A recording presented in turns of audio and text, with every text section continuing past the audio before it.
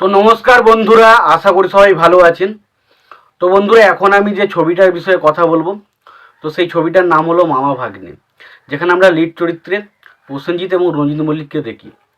তো এই ছবিটা যখন বেরিয়েছিল তো তখন ছবিটা কিন্তু বক্স অফিসে সফল হয়েছিল। তো ছবিটার মধ্যে বেশ কিছু ভালো দিক রয়েছে, তবে বেশ কিছু খারাপ দিকও রয়েছে। তো যেহেতু আমি পুরনো ছবিগুলোর আর খারাপ দিক নিয়ে আলোচনা করতে চাই না, তার কারণ এখন ছবিটা মোটামুটি সবাইকার দেখা হয়ে গেছে, জানা হয়ে গেছে। তো এখন সবাই জেনে গেছে যে ছবিটার মধ্যে খারাপ কী ছিল, সুতরাং আমার ছবিটা দেখতে কী কী জিনিসগুলো ভালো লেগেছিলো তো সেইগুলো নিয়ে অ্যাকচুয়ালি আলোচনা করতে চাই। তো আশা করি ভিডিওটা খুবই ইন্টারেস্টিং হবে। ভিডিওটাকে আপনারা শেষ পর্যন্ত দেখতে থাকবেন, আর চ্যানেলটা নতুন হয়ে থাকলে অবশ্যই চ্যানেলটি সাবস্ক্রাইব করে নিয়ে পাশে বেল আইকনটা অবশ্যই প্রেস করে দেবেন।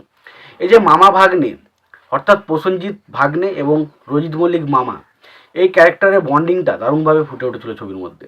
তো সেটা কিন্তু দারুণ লাগে ছবির মধ্যে। একটা মামা ভাগ্নে, ছবির টাইটেলই বুঝে দিচ্ছে মামা ভাগ্নে, মানে মামা আর ভাগ্নের মধ্যে একটা সম্পর্ক বা একটা ঘটনা কিন্তু ছবির মধ্যে থাকতে চলেছে। তো এই ছবিটা মামা ভাগ্নে গল্পে এই দুজনের সম্পর্ক যেভাবে ছবিতে ফুটে উঠেছে প্রথম থেকে শেষ পর্যন্ত, সেটা দারুণ। প্রথম দিকে কমেডি সিনগুলোতে দেখুন, বা যেখানে লাস্টে ইমোশনাল পয়েন্টে তাদের মধ্যে যে সিনটা ফুটে উঠেছে সেটাও কিন্তু খুব ভালো। তো সেই জায়গাগুলো খুব ভালো লাগে ছবির মধ্যে। প্রথম যেটা পজিটিভ দিক সেটা হচ্ছে ছবির গানগুলো। ছবির গানগুলো বলতে কয়েকটা গান রয়েছে, যেমন যে অনেক রাধা কৃষ্ণ একা ব্যাংকে আছে অনেক টাকা থাকলে টাকা গ্লামার বেড়ে যায়, 5 স্টারে খানা, মানে এই যে গানটা রয়েছে, বা ধরুন কুটুরকুম পায়রা ডাকে জালে, এই গানটা রয়েছে, বা বা নরম নরম গালে একটা গান রয়েছে, বা এই ধরনের যে গানগুলো রয়েছে প্রত্যেকটা গান, বা লাস্টে একটা স্যাড সং রয়েছে, প্রত্যেকটা গান খুব ভালো ছবির মধ্যে। গানগুলো বেশ ভালো ছিল ছবির মধ্যে, গানগুলো আমার ভালো লেগেছে। দ্বিতীয় যেটা বলবো সেটা হচ্ছে রঞ্জিত মল্লিকের ক্যারেক্টার। এখানে প্রসেনজিতের ক্যারেক্টারটার থেকে আমার রঞ্জিত মল্লিকের ক্যারেক্টারটা বেশি পছন্দ হয়েছে। রঞ্জিত মল্লিক প্রসেনজিৎকে পুরোপুরি সাপোর্টিং ক্যারেক্টার হিসেবে ছবিতে ছিল। ও তো ছবিতে সেই ক্যারেক্টারটা, রঞ্জিত মল্লিকের ক্যারেক্টারটা কিন্তু বেশ ভালো, এবং সে কিন্তু ভালো কমেডি করে ছবির মধ্যে। এবং কয়েকটা ছবির মধ্যে বেশ কয়েকটা কমেডি রয়েছে, সেগুলো কিন্তু দারুণভাবে ওয়ার্ক করে। ছবিটার গল্পটা ছিল এরকম একটা, যে প্রসেনজিৎ সে একটা হচ্ছে অলস ছেলে, কাজকর্ম করে না, কিন্তু তার প্রচুর বড় বড় স্বপ্ন, সে অনেক কিছু করবে। বাট সেই রকমই তার একটা বন্ধুর সাথে দেখা হয়, যার নাম হচ্ছে গোবিন্দ ছবিতে। এবং সে যখন জানায় যে একটা সে বড় লোকের মেয়েকে বিয়ে করে এখন সে কোটিপতি, তখন সে কোটিপতির লোভে পড়ে একজনকে ভালোবাসে এবং ভাবে যে সে খুব কোটিপতি। এবং পরবর্তী সময় সে যখন দেখতে পায় যে সে কোটিপতি নয়, তখন সে কী করে এবং তাদের তারপর সে প্রসেনজিতের কী অবস্থা হয়, সেই সমস্ত কিন্তু জানতে গেলে সিনেমাটা দেখতে হবে।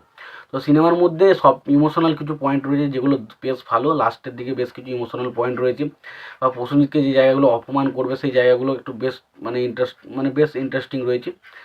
তবে ছবির মধ্যে যে কমেডিটার জন্য বিশালই ছবিটা ওয়ার্ক করে যায়, কমেডিটা খুব ভালো। তবে ছবিটা খুব ভালো একটা ছবি কিন্তু কখনোই বলা যায় না, কারণ ছবির মধ্যে অনেক কিছু ফ্ল রয়েছে, অনেক কিছু খারাপ দিক রয়েছে। এটা স্পেশালি ধরুন যারা অতটা সিনেমা সম্বন্ধে খুব একটা বোঝে না, বা সিনেমা সম্বন্ধে তারা জাস্ট একটা মজা নেওয়ার জন্য সিনেমাটা দেখতে হয়, তাদের ক্ষেত্রে ছবিটা বেটার লাগতে পারে। বাট যারা ভাবেন যে একটা ভালো ছবি দেখবো, ভালো গল্প থাকবে, তাদের কিন্তু ছবিটা খুব একটা ভালো লাগবে না, কারণ ছবিটার মধ্যে সেরকম কিচ্ছু নেই। শুধুমাত্র কয়েকটা আননেসেসারি কমেডি রয়েছে, এবং কমেডিগুলো খুবই ওভার দ্য টপ, যেগুলো এখনও এই মুহূর্তে গেলেও হাসি পাবে কি বলতে পারছি না। কারণ বাট আগে হয়তো অনেকে মানুষ প্রসেনজিতে যারা সিনেমা দেখতে পছন্দ করতো, প্রসেনজিৎকে যারা খুব স্পেশালি খুবই পছন্দ করতো, তো গ্রাম্য মকরশলের মানুষ কিন্তু প্রসেনজিৎ বলুন, মিঠুন বলুন, বা দেবজিৎ, আগে যে ধরনের ছবিগুলো বানাতো তাদের কিন্তু খুবই পছন্দ হতো, তারা যাই করতো তারা সেটাতে মজা থাকতো। তো সুতরাং সেই ধরনের কমেডিগুলো কিন্তু তাদের ক্ষেত্রে বেশ ওয়ার্ক করতো, এবং এখন সেই কমেডিটা কতটা ওয়ার্ক করবে বলা খুব মুশকিল। তবে সত্যি বলতে কমেডিও যে বিশাল কিছু সেটা না, তবে কমেডিগুলো প্রচণ্ড পরিমাণে ছবির মধ্যে কমেডি দেখার চেষ্টা করেছে। গানগুলো ডেফিনেটলি ভালো ছিল।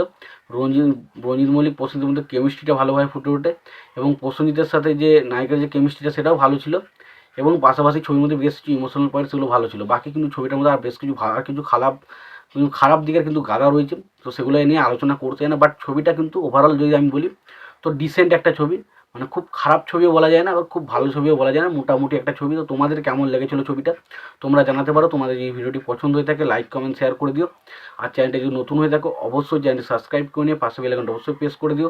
ভালো থেকো, সুস্থ থেকো, দেখা হচ্ছে পরের ভিডিওতে।